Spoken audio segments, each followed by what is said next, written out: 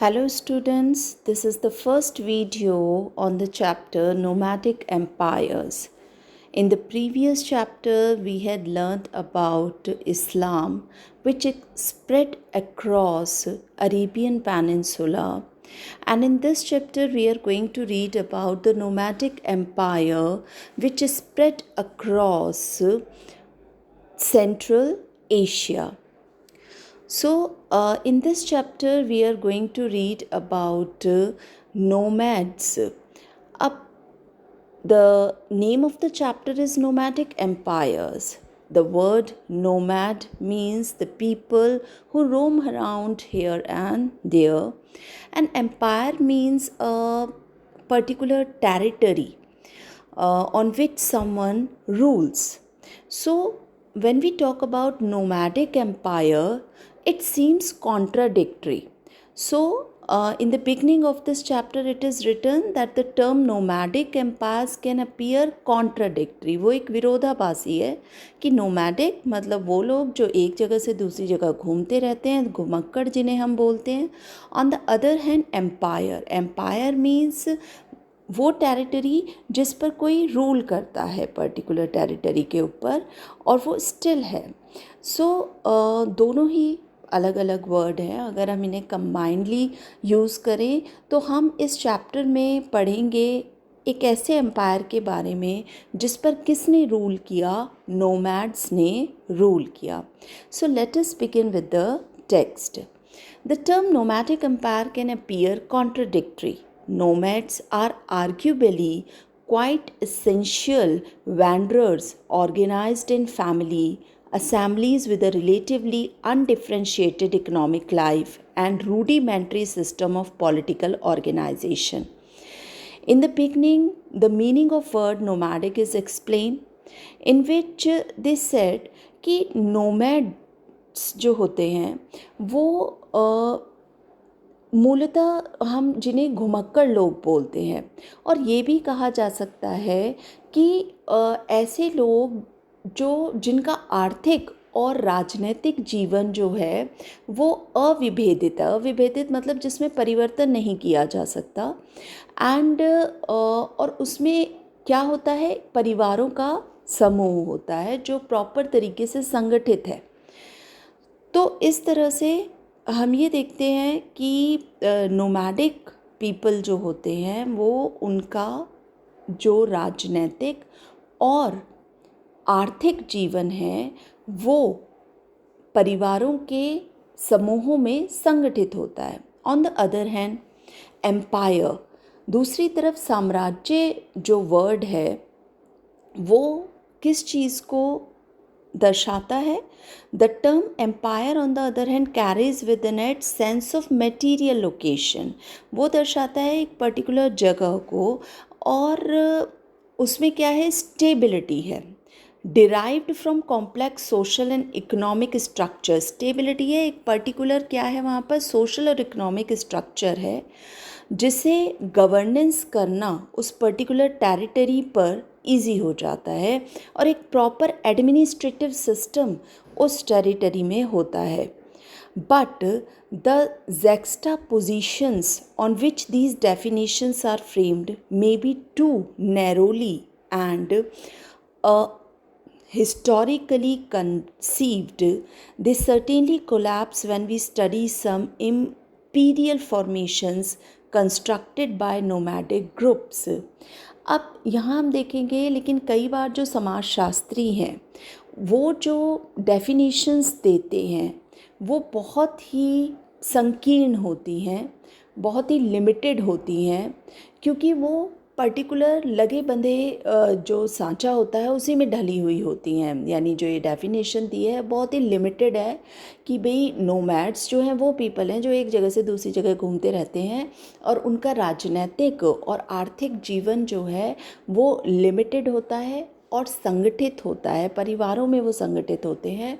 तो ये एक लिमिटेड डेफिनेशन है और हो सकता है कि ये जो डेफिनेशंस हैं ये कैसी भी हों, रॉन्ग भी हों. They certainly collapse when we study some imperial formations constructed by nomadic groups। और ये जो लगी बंधी डेफिनेशंस हैं, ये जो डेफिनेशंस हैं वो टूट भी सकती हैं।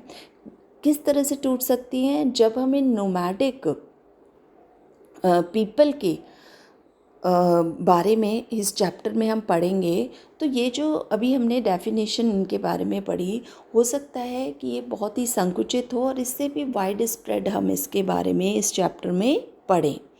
तो that they are written in the first paragraph of this chapter कि what is the meaning of nomadic empires and what is the meaning of nomadic and what is the meaning of empires. Now in theme 4 we studies state formation in the central Islamic lands whose origins lay in Bedouins nomadic traditions of Arabian Peninsula. इसके पहले chapter में हमने पढ़ा था कि central Islamic land पर भी किसका शासन था? बेदौइन पीपल का था, जो अरेबियन पेनिनसुला में फैला हुआ था। वो भी क्या है? जो चरवाहे होते हैं, जो एक जगह से दूसरी जगह घूमते रहते हैं। इस चैप्टर में भी हम इसी तरह के एक ग्रुप के बारे में पढ़ेंगे जिसने सेंट्रल एशिया पर शासन किया था, और उन्हें क्या बोला जाता था? Mongols, who established a transcontinental empire under the leadership of Genghis Khan. So basically in this chapter we are going to read about the Mongol Empire and which was ruled by Changez Khan, जिसका ruler कौन था? चंगेज़ खान था। तो उस पूरे empire के बारे में इस चैप्टर में हम पढ़ेंगे। In this chapter we are going to read about Changez Khan, his different steps taken by him to spread his empire and which kind of life he lived. So that we are going to read in this chapter. Straddling Europe and Asia during the 13th and 14th century. और ये कहाँ पर फैला था? इसका साम्राज्य कहाँ विस्तृत हुआ था? यूरोप एंड एशिया में। किन सेंचुरीज़ में? 13 and 14th century। तो underline it. Relative to the agrarian based imperial formation in China, the neighboring nomads of Mongol may have inhabited a humbler, less complex social economic world. अब उसके neighbour में, जो Mongolian empire है, इसके neighbour में ही क्या था? चाइना। और चाइना की जो इकोनॉमी थी that was based on agriculture, agrarian based imperial formation उसको बोला जाता है। ऑन द अदर हैंड ये जो नेबरिंग नोमैड्स थे मंगोलियंस, ये बहुत ही हम्बलर थे, दीनहीन थे, और जटिलता से जो जीवन था उससे बहुत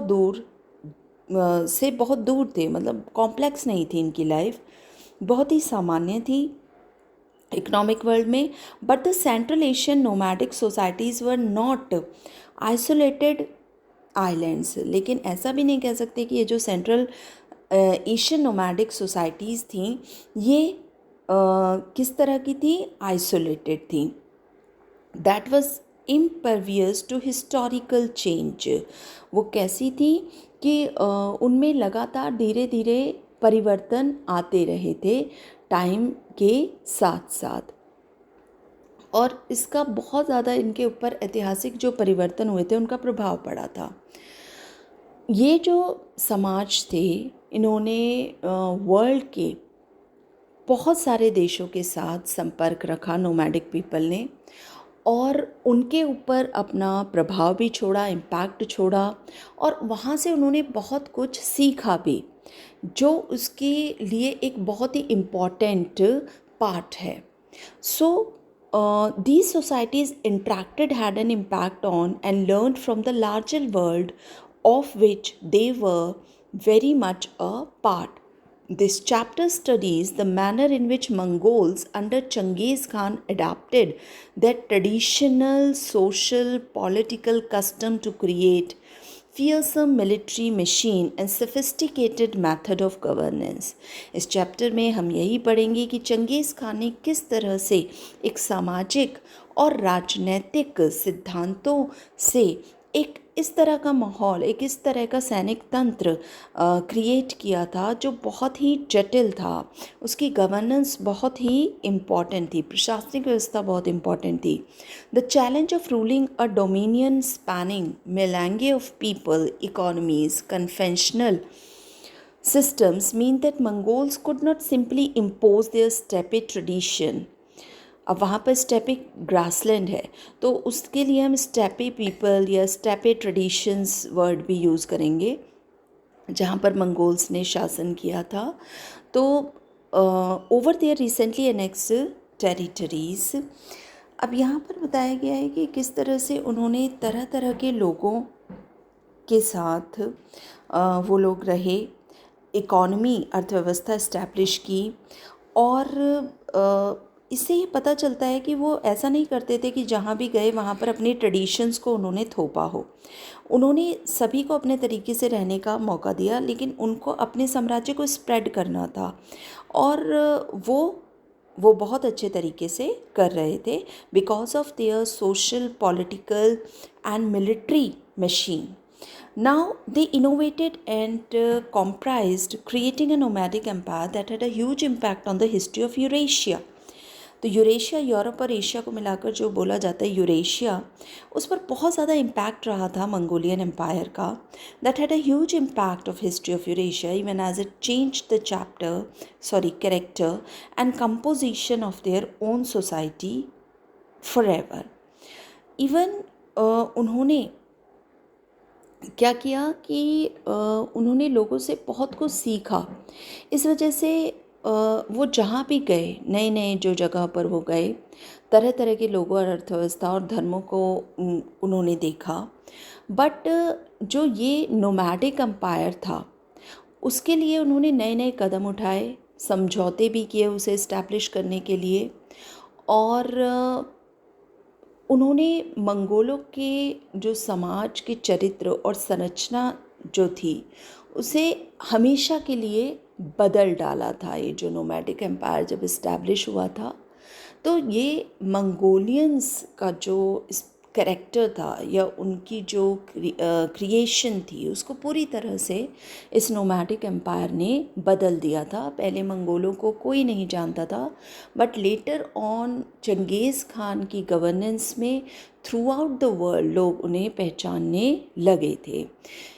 steppe dwellers themselves usually produce no literature, so our knowledge of nomadic society comes mainly from our chronicles. अब यहाँ पर हम देखेंगे कि सोर्स ऑफ इंफॉर्मेशन क्या थे मंगोलियन एम्पायर के. तो उसमें हम देखते हैं कि मंगोल पीपल ने कोई भी साहित्य की रचना नहीं की, लिटरेचर नहीं की. हमें उनके बारे में जो भी नॉलेज है वो हमें कहाँ से मिली है?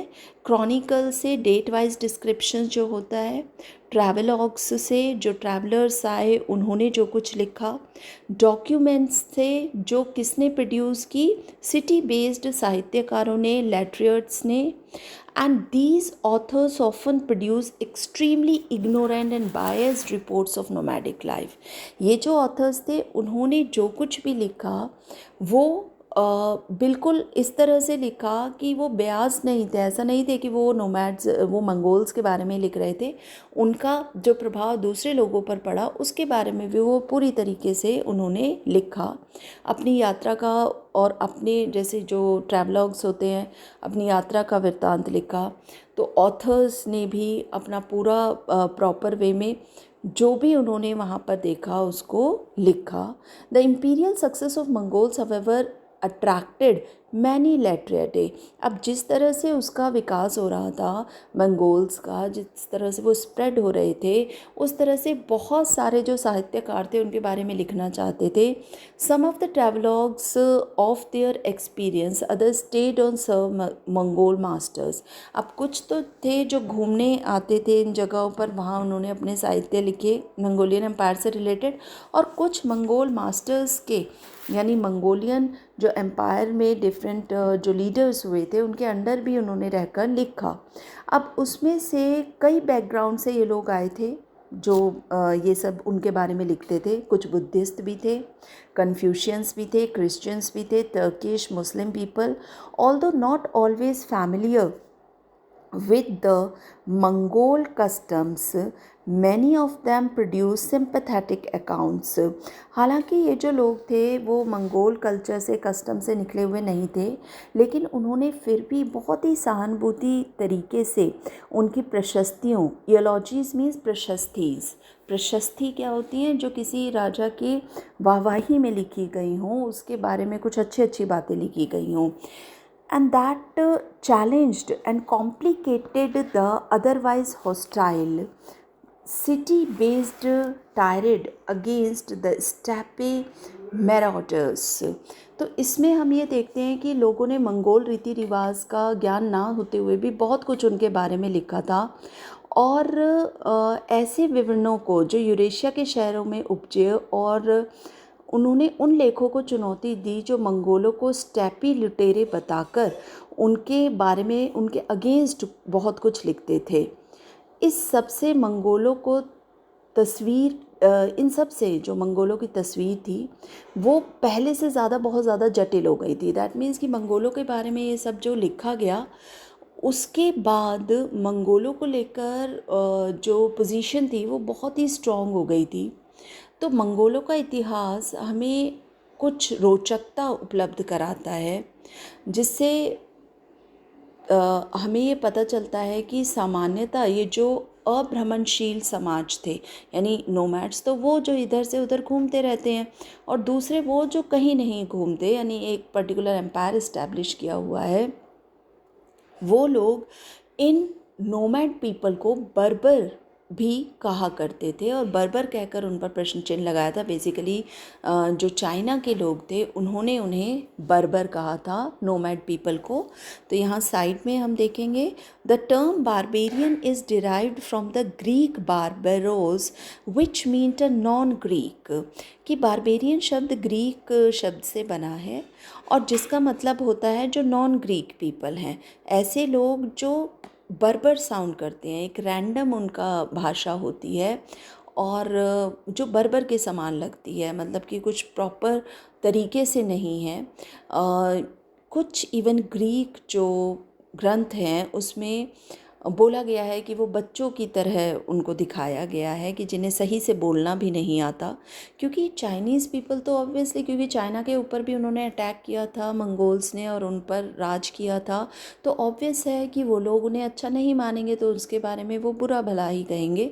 तो इसलिए बारबेरियंस उनको बोला जाता था। चाइनीज़ पीपल बेसिकली उनको बोलते थे जिन्हें बिल्कुल भी अच्छे से बोलना नहीं आता है, जो कैसे हैं, दे अनेबल टू स्पीक और रीज़न प्रॉपरली, कोवार्डली, कोवार्डली मतलब कि वो कैसे हैं, वो डरपोक हैं। एफिमिनेट मतलब यहाँ पर बताया गया है कि जैसे स्त्री है, स्त्रियों की तरह उनका व्यवहार है। स्ट्रेन है, लग्जरियस लाइफ जीना चाहते हैं, बहुत ही क्रूअल है, निष्ठुर हैं। स्लॉथफुल मतलब आलसी हैं, बहुत ही ग्रीडी हैं, और पॉलिटिकली अनेबल हैं गवर्न करने के लिए।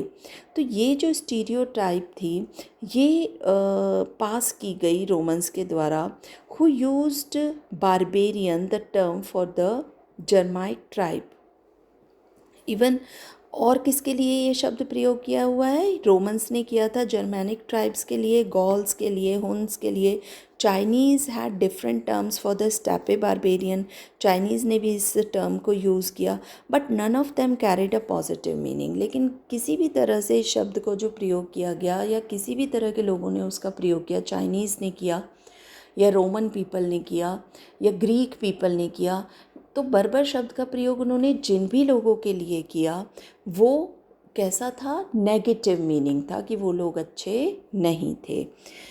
Now perhaps the most valuable research on the Mongol was done by Russian scholars, कि बहुत ही वैल्यूएबल रिसर्च जो है मंगोल्स के बारे में वो किसने की, रशियन स्कॉलर्स ने की।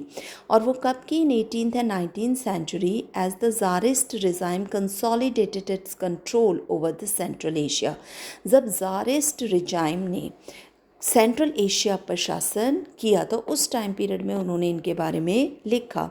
This work was produce within a colonial milieu, was largely survey notes produce by travellers soldiers. अब ये जो उनके बारे में लिखा गया वो किस पर बेस्ड था?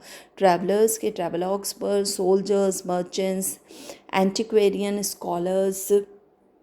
तो उन्होंने, यानी इनके जो यात्री थे, सैनिक थे, व्यापारी थे, पुराविद थे, उन्होंने जो कुछ तैयार किया उससे रिलेटेड उन्होंने इस नोमैडिक एम्पायर के बारे में ज़ारिस्ट रिजाइम के टाइम पीरियड में रशिया में लिखा गया। अब बिगनिंग में 20th सेंचुरी की, after the extension of Soviet republic in the region, कि जब सोवियत रिपब्लिक इस रीजन में स्प्रेड हो गई थी, जिस रीजन में कभी किसने शासन किया था? नोमैड्स ने किया था। A new Marxist historiography argued that prevalent mode to production determine the nature of social relations. तो उन्होंने ये बताया कि बिगनिंग में सोवियत जो गणराज्य था, सोवियत रिजाइम जो था, जो नवीन उसके टाइम पीरियड में जो नई मार्क्सवादी विचारधारा हुई थी, कार्ल मार्क्स ने जो समाजवाद को स्प्रेड किया था, उसने बहुत ज़्यादा निर्धारित कर दिया था सामाजिक संबंधों को। और इसने चंगेज़ खान और उभरते हुए मंगोल साम्राज्य को मानव विकास की एक व्यवस्था के दायरे में रखा था, जिसमें जनजातीय जो प्रणाली है और सामंती उत्पादन प्रणाली में परिवर्तन हो रहा था।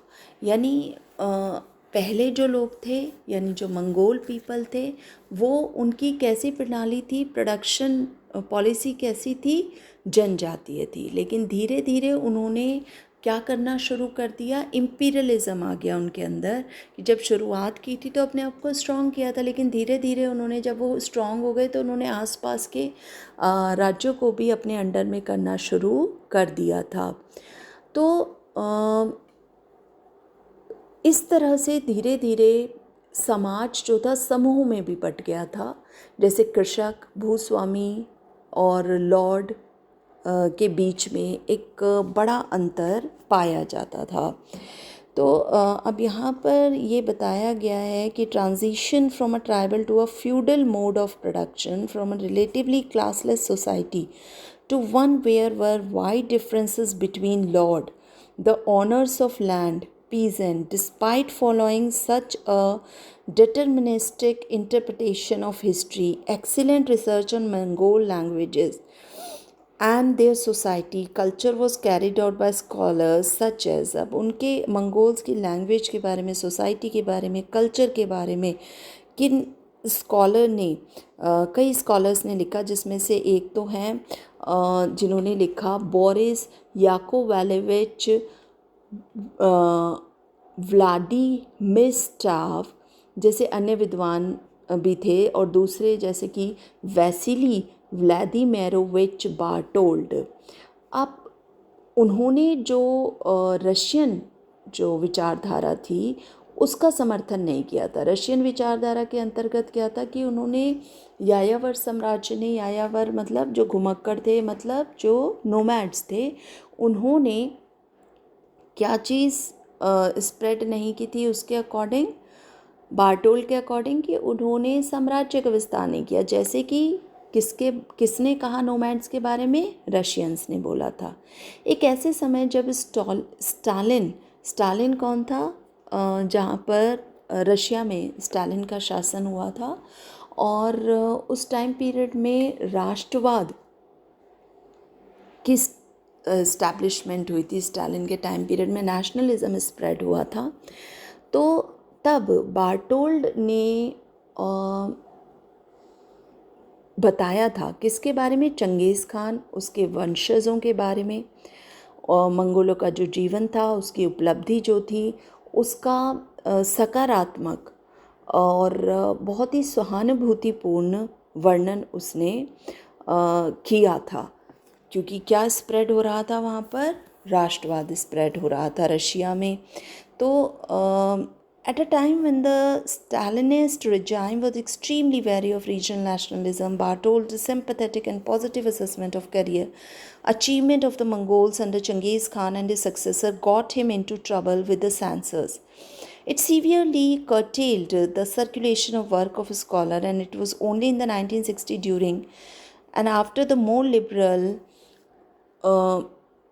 जो एक लिबरल उदारवादी हुआ था, क्रुश्चेव के युग की शुरुआत हुई थी. Liberal Khrushchev era, that his writings were published in 9 volume. इसके बाद उसकी राइटिंग्स जो थी उनको 9 खंडों में प्रकाशित किया गया था, पब्लिश किया गया था 9 वॉल्यूम्स में.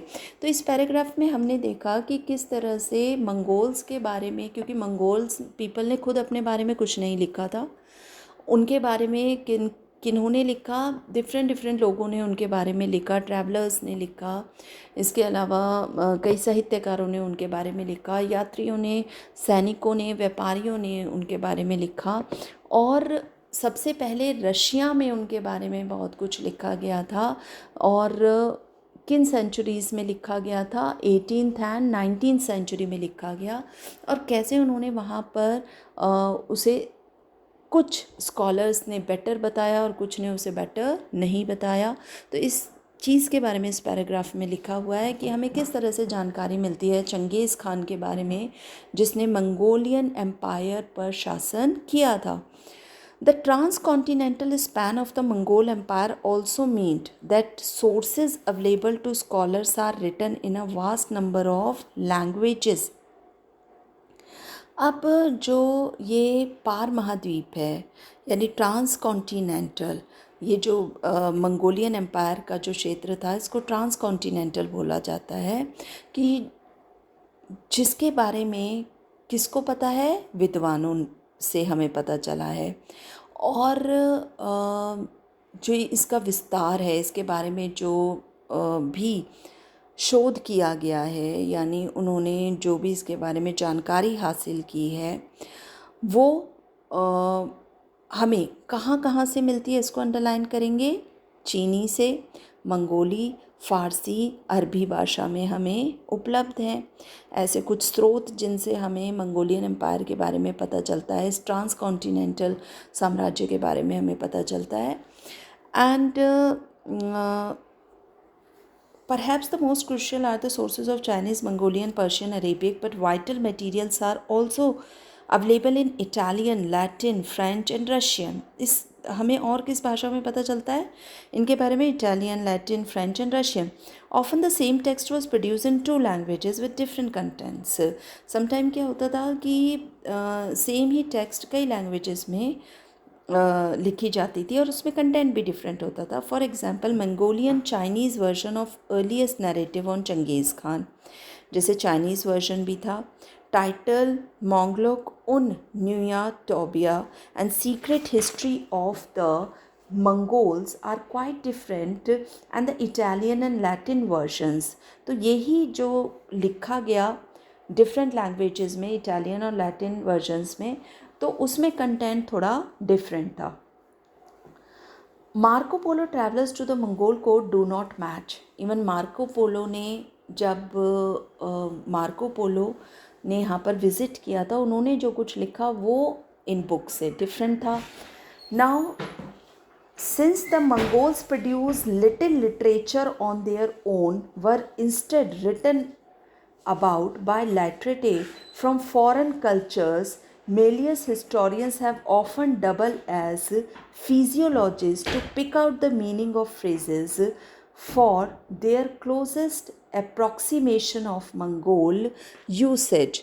अब यहाँ पर ये बताया गया है कि किस तरह से जो मंगोल थे उन्होंने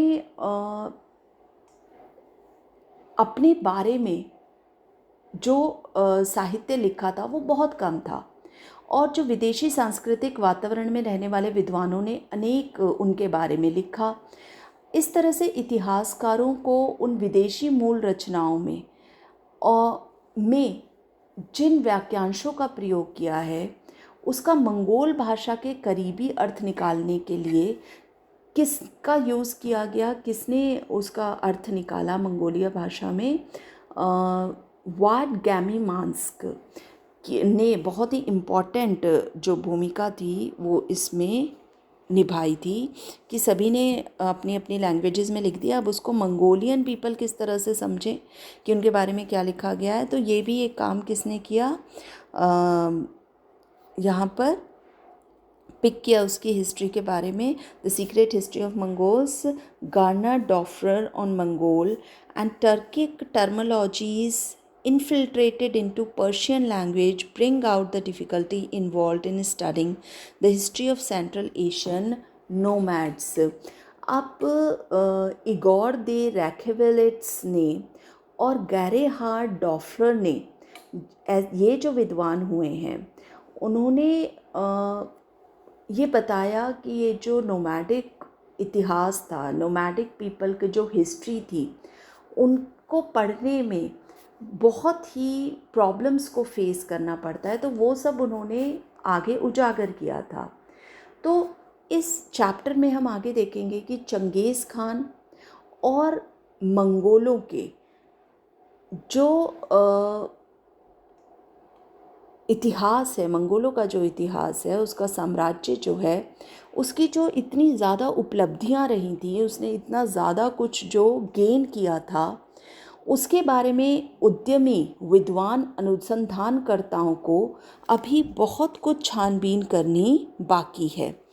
As we will notice through the remainder of this chapter, despite their incredible achievement, there is much about Genghis Khan and the Mongol world empire still awaiting the diligent